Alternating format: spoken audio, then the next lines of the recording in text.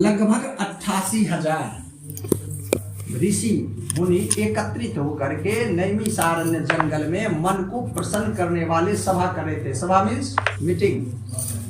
और कहते हैं कि किसी भी सभा को संचालित करने के लिए उसके एक सभापति होते हैं। तो उस सभा को संचालित करने के लिए श्री शौनक ऋषि थे। कौन थे? जोश बोलो। खाली दम से करने में क्या है। तब और जिस समय यह सभा आरंभ हुई थी, यानी चालू हुआ था, उसी समय श्री वेद व्यास जी के शिष्य श्री सूत जी अपने शिष्य गणों के साथ वहां पर पहुंच जाते हैं।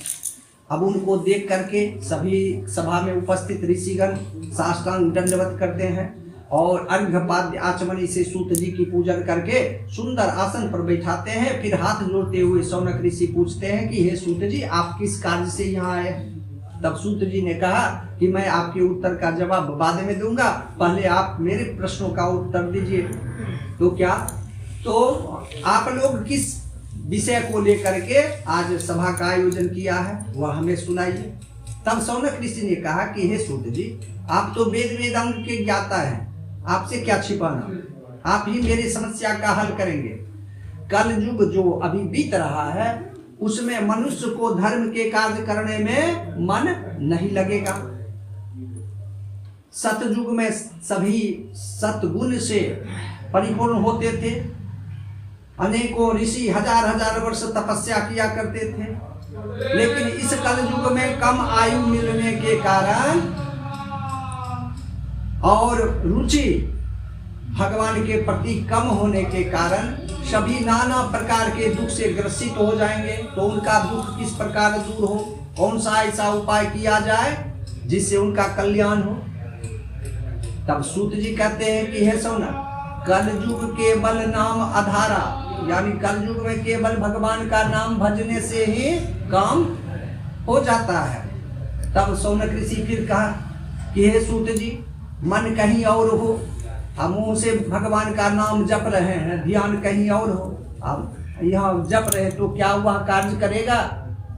तब सूत जी कहते हैं कि आधे अधूरे मन से किए हुए कार्य कभी सफल नहीं होते हैं। इसलिए अगर नाम जपना है तो ध्यान भी भगवान पर लगाना पड़ेगा। तब शौनक ऋषि ने कहा कि तो उसके लिए तो कुछ कर्म शरीर के द्वारा करना चाहिए। तब जब शरीर के द्वारा हम किसी कार्य को करते हैं तो वहां पर मन एकाग्रचित होता है। ऐसे तो मन बड़ा चंचल है, अभी हम कथा यहाँ सुन रहे हैं, ध्यान कहीं और है। तो इसलिए क्या किया जाए? तब सूत जी ने कहा कि हे शौनक सुनो, एक कथा मैं आपको सुनाता हूँ जो नारद जी भगवान श्री विष्णु से पूछा था और भगवान विष्णु ने जो उत्तर दिया वही कथा मैं आपको सुनाने जा रहा हूँ। ध्यान से सुनिए। श्री स्कंद पुराणे रेवा खंडे श्री सत्यनारायण कथायां प्रथमो अध्याय। प्रेम से बोलिए आनंद कंद भगवान की जय।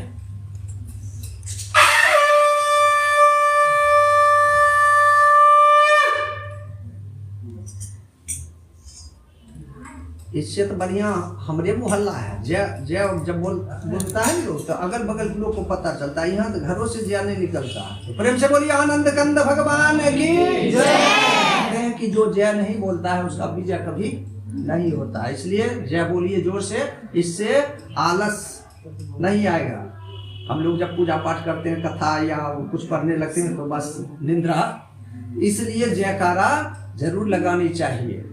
अब सूत जी कहते हैं कि हे शौनक ऋषि, एक बार नारद जी के मन में विचार आया कि इस पृथ्वी लोक पर भ्रमण करना चाहिए, देखना चाहिए कि यह प्राणी जो है 84 लाख जोनी में घूमने के बाद अंतिम जोनी जो है तो मनुष्य जोनी होता है।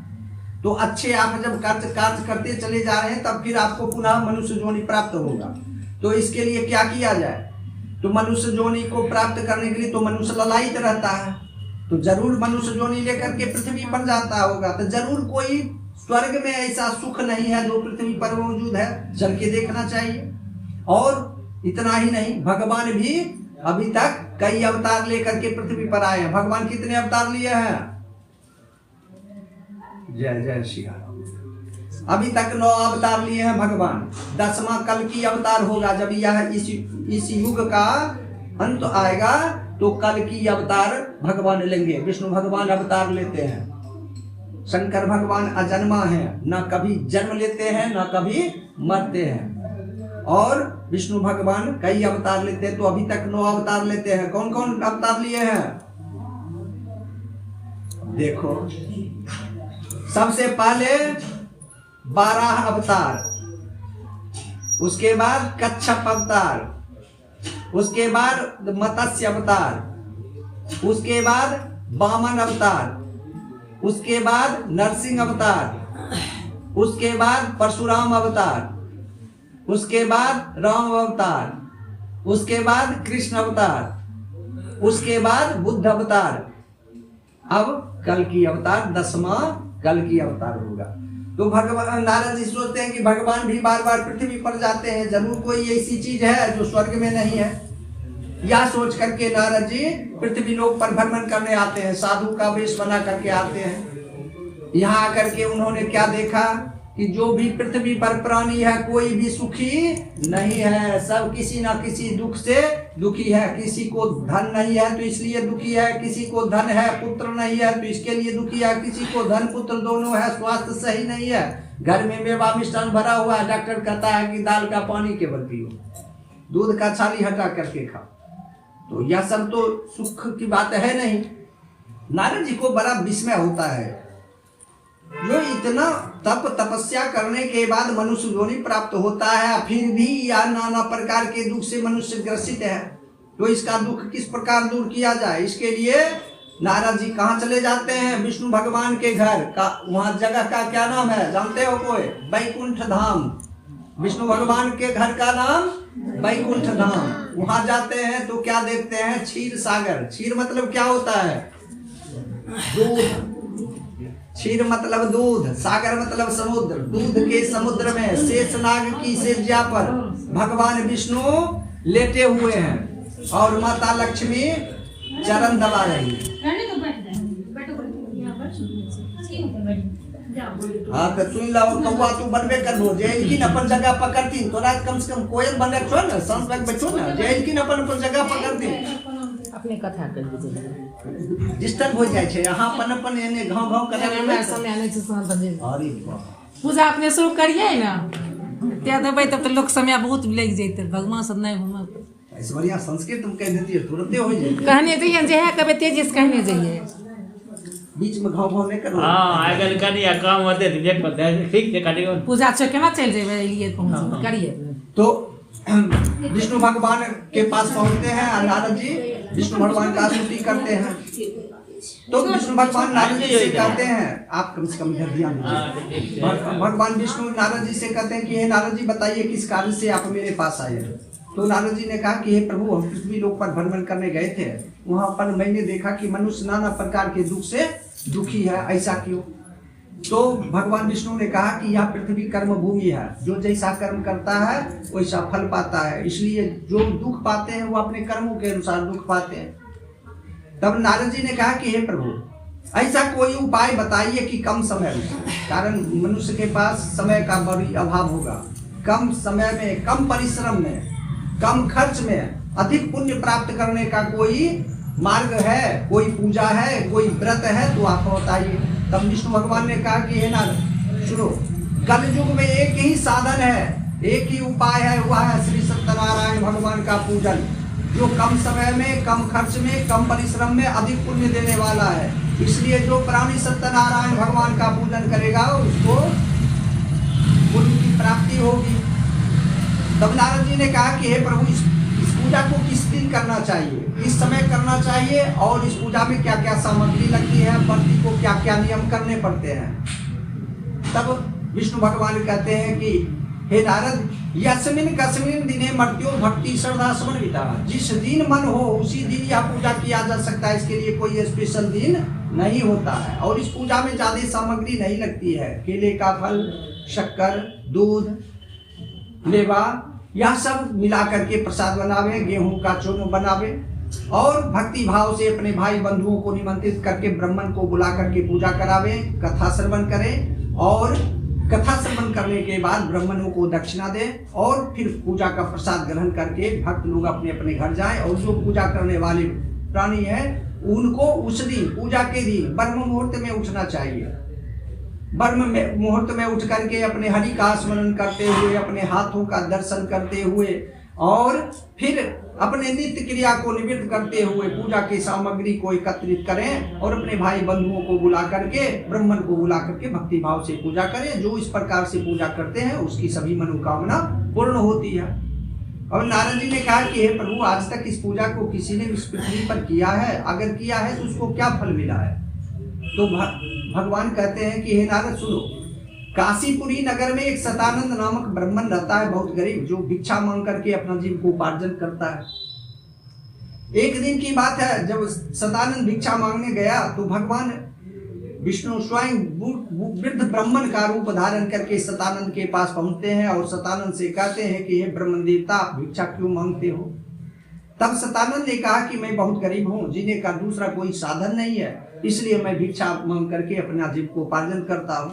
तब वृद्ध ब्राह्मण रूपी भगवान कहते हैं कि आप सत्यनारायण भगवान का पूजन करो और सत्यनारायण भगवान के पूजन करने से घर में धन की प्राप्ति होती है। और फिर पूजा का विधि विधान बता करके भगवान वृद्ध ब्राह्मण रूपी भगवान वहां से चले जाते हैं और सतानंद मन में निश्चय करता है कि आज भिक्षा में जो भी सामग्री मिलेगी उससे हम भगवान का पूजन करेंगे।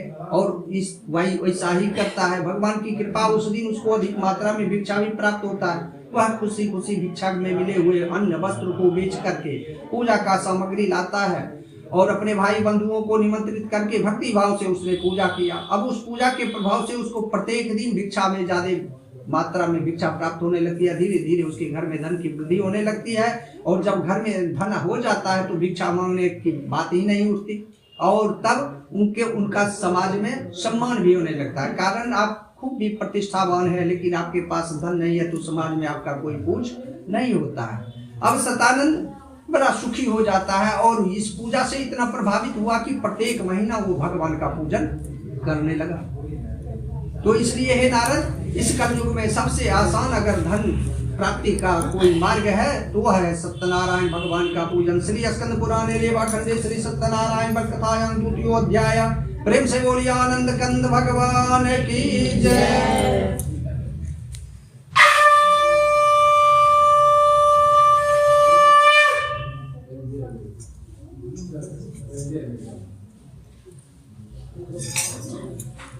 अब यह कथा जो भगवान विष्णु नारद जी से कह रहे थे, यही कथा सौनक ऋषि को नैमिषारण्य जंगल में सूत जी, आपने पहले अध्याय में सुना कि सूत जी सुना रहे थे। अब सौनक ऋषि फिर कहते हैं कि इस पूरे संसार में सिर्फ एक ब्रह्म जो था सतानंद, वही पूजा किया, उसी की मनोकामना पूर्ण हुई कि कोई और किया उसकी भी मनोकामना पूर्ण हुई? तब सूत जी कहते हैं कि हे सौनक सुनो, जब प्रत्येक महीना वह सतानंद पूजन करने लगा तो वह प्रत्येक महीना पूर्णिमा वह पूजा करता था। एक दिन पूर्णिमा था और वह पूजा करने के लिए अपना तैयारी कर रहा था। उसी समय एक लकड़हारा जंगल से लकड़ी काट करके गट्ठर बना करके बाजार की ओर बेचने जा रहा था। रास्ते में वही सतानंद का घर मिला। वह लकड़हारा वहाँ पूजा होते हुए देख लकड़ी का गट्ठर सड़क किनारे रख करके पूजा स्थल पर गया। जब पूजा समाप्त हुई तो ब्रह्म देवता से उसने पूछा कि हे ब्रह्म देवता, आप यह किस भगवान की पूजा किए हो और इसके करने से क्या फल मिलता है? तो ब्रह्मन ने कहा कि यह सत्यनारायण भगवान का पूजन है और इसके करने से धन की प्राप्ति होती है। लकड़हारा मन ही मन सोचने लगा कि मैं भी अगर पूजा करूं तो हमारे घर में भी धन की वृद्धि होगी। यह सोच करके लकड़ी का गट्ठर सर पर लिया और बाजार चला गया बेचने के लिए। वहां बेच करके उससे जो उसे पैसे प्राप्त हुए वह पूजा का सामग्री ला करके भक्ति भाव से उसने पूजन किया और उस पूजन के प्रभाव से उसको लकड़ी के व्यापार में मुनाफा दिन प्रतिदिन बढ़ने लगा और धीरे धीरे वह धनवान हो गया। सूत जी कहते हैं सौनक, यह कहने और सुनने की बात नहीं है कि किसने किया किसको क्या फल मिला। जो पृथ्वी पर जो भी प्राणी सच्चे सदाभाव से इनकी पूजा करेगा उसके घर में धन की कमी नहीं रहेगी। श्री स्कंद पुराणे रेवा खंडे श्री सत्यनारायण कथायां 3 अध्याय। प्रेम से बोलिए आनंद कंद भगवान की जय।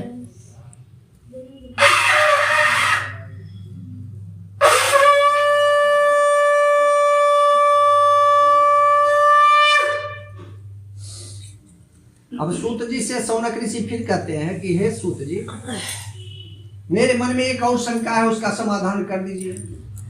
तो सूत जी ने कहा कि आप निसंकोच होकर के मुझसे पूछिए क्या शंका है। तब सौनक ऋषि ने कहा कि ऐसे तो सभी जीवों में उत्तम श्रेष्ठ जीव प्राणी यानी मनुष्य होते हैं, लेकिन मनुष्य के जैसा धूर्त दूसरा कोई जीव होता नहीं है। वह भगवान को भी ठगने में देर नहीं लगाता। अगर कोई भगवान के साथ छल करे ठगे तो उसके साथ क्या होता है यह हमसे कहिए। तब सूत जी ने कहा कि हे सौनक सुनो, ऐसे आप नहीं समझ पाओगे। हम आपको कथा के माध्यम से बताते हैं। ये रत्नसारपुर नामक नगर में एक वैश्यवनिया रहता था, उसकी पत्नी लीलावती। घर में 2 ही जन, उसे कोई संतान नहीं था। धनवान तो था लेकिन संतान नहीं होने के कारण सदैव दुखी रहा करता था। एक बार बनिया हुआ व्यापार करने दूसरे शहर जाता है। जिस शहर में जाता है उस शहर के राजा अपने परिवारजनों के साथ मंदिर में सत्यनारायण भगवान का पूजन कर रहा था। बनिया हुआ पहुंचता है और पूजा करते हुए राजा से प्रश्न करता है कि हे राजन, आप यह किस भगवान की पूजा कर रहे हो और इसके करने से क्या फल मिलता है। तो राजा ने कहा कि यह सत्यनारायण भगवान का पूजन है और जो कोई प्राणी जिस मनोकामना के साथ इनकी पूजा करता है उनकी वह सभी मनोकामना पूर्ण होती है। बनिया ने सोचा कि अगर मैं भी भगवान का पूजन करूं तो हो सकता है जब सभी मनोकामना पूर्ण होगी तो हमें भी भगवान संतान की प्राप्ति कराएंगे। यह सोच करके वहां से वह कुछ दिनों में व्यापार समाप्त करके घर आता है। अपनी पत्नी लीलावती से कहता है कि हे लीलावती, सत्यनारायण भगवान के पूजन करने से संतान की प्राप्ति हो सकती है, ऐसा मैंने राजा के मुख से सुना है। तो लीलावती ने कहा कि हे स्वामी, तो इस शुभ कार्य में विलंब क्यों, हम लोग झटपट पूजा कर लेते हैं। उस पर बनिया के मन में थोड़ा सा शंका हो गया कि मैं कहीं अगर पूजा करूं बाद में संतान न हो। तो उसने कहा कि ठीक है, पहले हम भगवान से यही प्रार्थना करते हैं कि जब हमको संतान भगवान दे देंगे तब हम भगवान का पूजन करेंगे। समय बीतने लगता है। कुछ ही दिनों में लीलावती गर्भवती होती है और 10वें मास में एक सुंदर कन्या को जन्म देती है जिसका नाम कलावती रखा जाता है। अब लीलावती अपने पति से कहती है कि हे स्वामी, हम लोगों ने मन में संकल्प लिया था कि जब हमें संतान की प्राप्ति होगी तब हम भगवान का पूजन करेंगे। अब तो हमको करना चाहिए। बनिया के मन में फिर छल आ गया। उसने मन ही मन सोचा कि मैंने भगवान से संतान मांगा था, मतलब पुत्र मांगा था, लेकिन मेरे मन के मुताबिक भगवान दिया नहीं, पुत्री दे दी। तो चलो, अभी जब मेरा मनोकामना पूर्ण नहीं हुआ तो अभी पूजा करना क्यों। तो वह अपनी पत्नी से कहता है कि हे लीलावती, यह बच्ची जब बड़ी होगी इसका विवाह करेंगे, उसी समय हम पूजा करेंगे। लीलावती चुप हो जाती है। समय बीतने लगता है। कलावती जवान होती है, विवाह के योग्य होती है, उसका विवाह भी हो जाता है, लेकिन बनिया विवाह में भी पूजा नहीं करता है। भगवान सोचने लगते हैं ये बनिया तो जब मेरे साथ छल कर सकता है तो पृथ्वी पर और मनुष्य के साथ तो और अधिक करेगा, इसलिए इसको कुछ दंड मिलना चाहिए। कारण भगवान भाव के भूखे हैं। भाव ही अगर आपका दूषित है तो आपको फल कदापि नहीं मिलेगा। यह सोच करके भगवान उससे कुपित हो जाते हैं। इधर बनिया क्या करता है, अपने दामाद को लेकर के दूसरे शहर में व्यापार करने चला जाता है। रात हो जाती है। रात में रुकता है एक धर्मशाला में और संजोग देखिए उसी रात में उस नगर के राजा के यहाँ चोरी होती है और सिपाही चोरी के इल्जाम में इसी ससुर दामाद को पकड़ करके राजा के पास ले जाता है और राजा इसके हाथ में हथकड़ी पैर में बेड़ी डाल करके अपने कैद खाने में बंद कर देता है। श्री स्कंद पुराणे रेवा खंडे श्री सत्यनारायण व्रत कथायां चतुर्थो अध्याय। प्रेम से बोलिए आनंद कंद भगवान की।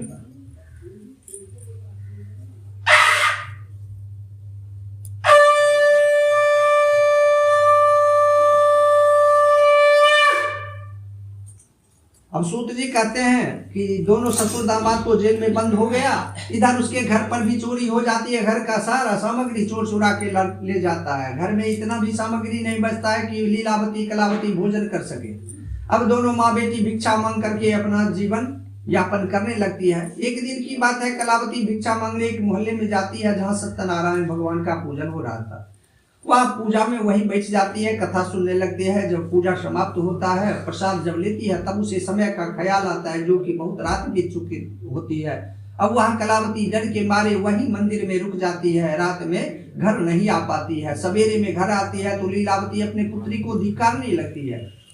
तो माँ की फटकार सुन करके कलावती रोती हुई कहती है कि हे माँ, जिस मोहल्ले में मैं भिक्षा मांगने गई थी वहाँ सत्यनारायण भगवान का पूजन हो रहा था, इसलिए हमें विलंब हो गया, मैं नहीं आ सकी। और जब ही अपने पुत्री के मुख से सत्यनारायण भगवान का नाम सुनती है लीलावती उसे याद आ जाता है कि हमने और मेरे पति ने पुत्री के विवाह के समय में पूजा करेंगे, ऐसा हमने कहा था, लेकिन हमने किया नहीं। इसी से मेरे घर में चोरी हो गई। वह भी बाहर गए हैं तो वहां से कोई खोज खबर नहीं है। तो वह अपने पुत्री से कहती है कि हे कलावती, चलो आज हम लोग भिक्षा मांगने जाते हैं, जो भी सामग्री मिलेगी उससे हम भगवान का पूजन करेंगे। और वैसा ही वह करती है। भगवान करुणा निधान है। भगवान के साथ हम 1000 गलती करते हैं, लेकिन जब उनके शरण में चले जाते हैं तो वह तत्काल हमें क्षमा कर देते हैं। भगवान प्रसन्न होते हैं और उस राजा को स्वप्न देते हैं, जिस राजा के कैद खाने में लीलावती का पति और दामाद बंद था। उस राजा को स्वप्न देते हैं कि हे राजन, तुमने बहुत बड़ा अपराध किया है। राजा का काम होता है न्याय करना, सच्चाई का पता लगाना, लेकिन तुमने निर्दोष व्यक्ति को चोर समझ करके अभी तक अपने जेल में बंद किए हुए। तुमको पता लगाना चाहिए वह चोर था कि नहीं, लेकिन तुमने ऐसा नहीं किया। यह तुम्हारा अपराध है। अगर इस अपराध के दंड से बचना चाहते हो तो सर्वप्रथम सवेरे उठने के बाद दोनों सज्जन बनिए को अपने कैद खाने से मुक्त कर देना।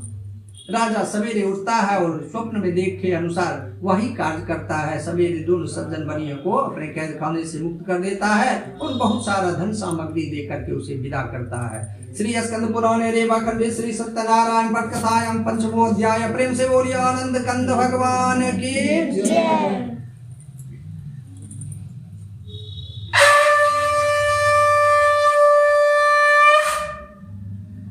सूत जी कहते हैं कि हे सौनक, इधर राजा के दिए हुए धन को बनिया नौका पर लाता है, घर जाने की तैयारी करने लगता है। इधर भगवान सोचते हैं यह बनिया तो बड़ा फरेबी था, छल था इसके मन में। इतना दिन जेल में बंद रहा तो अब तो इसका मन निर्मल हो गया होगा, जरा परीक्षा लेनी चाहिए। यह सोच करके भगवान एक भिखारी का रूप धारण करके उस बनिया के पास पहुंचते हैं और उससे कुछ धन की याचना करते हैं, धन मांगते हैं। बनिया हंसते हुए कहता है कि हे भिखारी, मेरे नौका में लत्ता पत्ता भरा हुआ है, कोई धन नहीं है। वह उस भिखारी रूपी भगवान को ठग लेता है। भगवान सोचते हैं कि यह बनिया का अभी भी आदत में सुधार नहीं हुआ है, इसको और दंड मिलना चाहिए। वह भिखारी रूपी भगवान कहते हैं कि हे साधु महात्मा बनिया, आप झूठ थोड़ी ही बोल सकते हो, आपका वचन सत्य होगा। मुझे पूर्ण विश्वास है कि आपके नौका में लत्ता पत्ता ही होगा। और इतना कह करके भिखारी रूपी भगवान वहां से चले जाते हैं। बनिया इधर बड़ी खुश होता है, लेकिन जब वही उसकी नजर अपने नौका पर पड़ती है जहां धन सामग्री होना चाहिए वहां लत्ता पत्ता भरा हुआ है। यह देख करके मूर्छित होकर के गिर जाता है।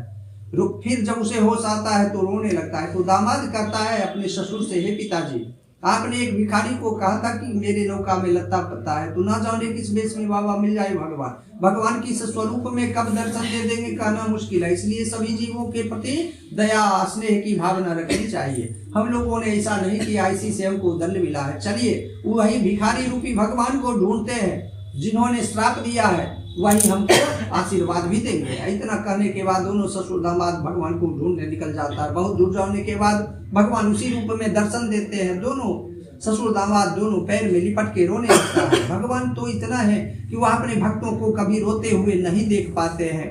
भगवान द्रवीभूत होकर के फिर उसे आशीर्वाद देते हैं। पहले की भांति उसकी नौका धन धान से परिपूर्ण हो जाता है। वहां से वह अपने नगर की ओर प्रस्थान करता है। जब अपने नगर के नजदीक पहुंचता है तो नगर से आए हुए मित्र मिलते हैं और फिर उसी मित्र को वह अपने पुनः वापस घर पर भेजता है, जाकर के कहने के लिए लीलावती को कि साहूकार आ रहे हैं।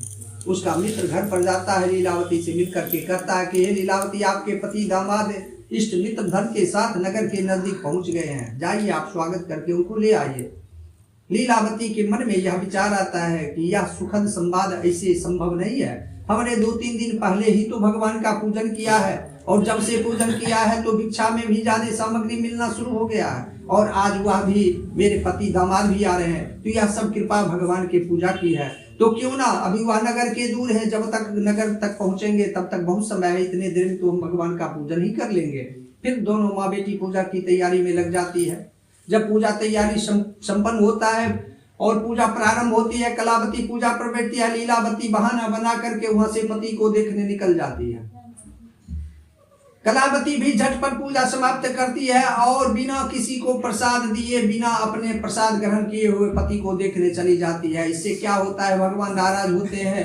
पिता से तो उसकी मुलाकात हो जाती है, लेकिन वह अपने पति को नौका सहित पानी में डूबते हुए देखती है, जिससे वह हाहाकार करके रोने लगती है। वहां उपस्थित सभी जन रोने लगते हैं। फिर बूढ़ा बनिया जमीन पर साष्टांग दंडवत करके भगवान को याद करता है और कहता है कि हे प्रभु, मैंने बार बार आपके साथ अपराध किया है, उसका दंड भी पाया है। इस बार मुझसे कौन सा ऐसा अपराध हो गया जिसका इतना बड़ा भारी दंड?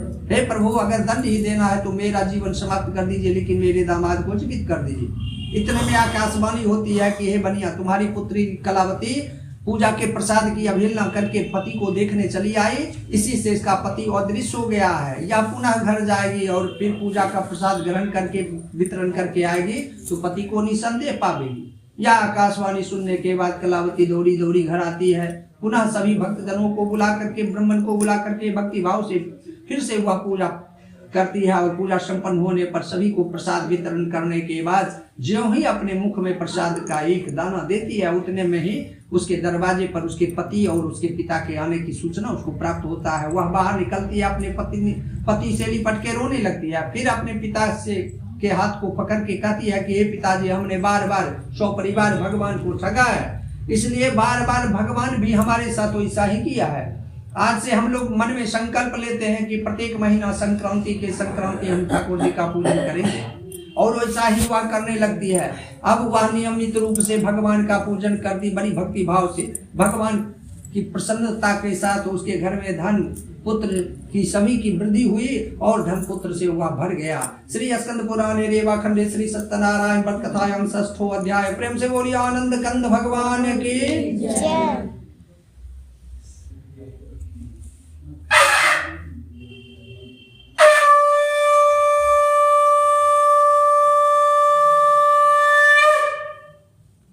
सूत जी कहते हैं कि हे सोनक, मनुष्य को कभी अहंकारी नहीं होना चाहिए। मनुष्य का पतन का कारण उसका अहंकार होता है। एक अहंकारी राजा था त्वंगध्वज, जिसको 100 पुत्र थे, तो उसको पुत्र का अहंकार था, हमारे जैसे पुत्र किसी को नहीं। उसको धन भी बहुत था, उसको धन का अभिमान था।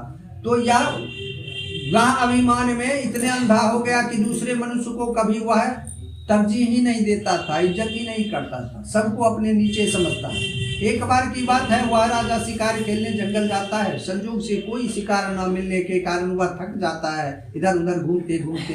फिर जंगल में ही एक बट वृक्ष के नीचे बैठ करके आराम करने लगता है। फिर उसकी नजर पड़ती है जंगल में ही गोप ग्वाला आपस में मिलकर के सत्यनारायण भगवान का पूजन कर रहे हैं।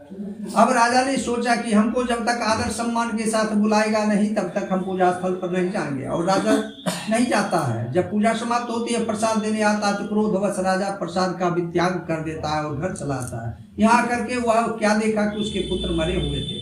यह देख करके उसे बड़ा आश्चर्य और दुख होता है। उसने सोचा कि शायद मैं भगवान के पूजा का प्रसाद का अनादर किया, इसी से यह दंड मिला है। वह पुनः जंगल जाता है, ग्वाला को बुला करके हाथ जोड़ करके कहता है कि भाई, भगवान के दरबार में सबका मान बराबर होता है, ऐसा मैंने नहीं सोचा। मैंने ऊंच नीच की भावना से तुम्हारे पूजा को देखा, यह मेरा अपराध है। चलो आओ मिलजुल करके हम सब भगवान का पूजन करते हैं। और पूजन करने के बाद सब मिलजुल करके प्रसाद ग्रहण करता है। राजा फिर वापस पुनः अपने राज्य में जाता है तो अपने पुत्र को जीवित पाता है। उस दिन से वह राजा इतना इस पूजा के प्रति निष्ठावान हो गया कि वह पता लगाते रहता था कि हमारे राज्य में अगर कोई भी प्रजा सत्यनारायण भगवान का पूजन करेगा तो हम उसके यहाँ प्रसाद के लिए अवश्य जाएंगे। और वह जाता था। उसके इस पुण्य प्रभाव से उसके राज्य में दैविक भौतिक ताप जो है वह सदा के लिए समाप्त हो जाता है। सभी खुशी खुशी रहने लगते हैं।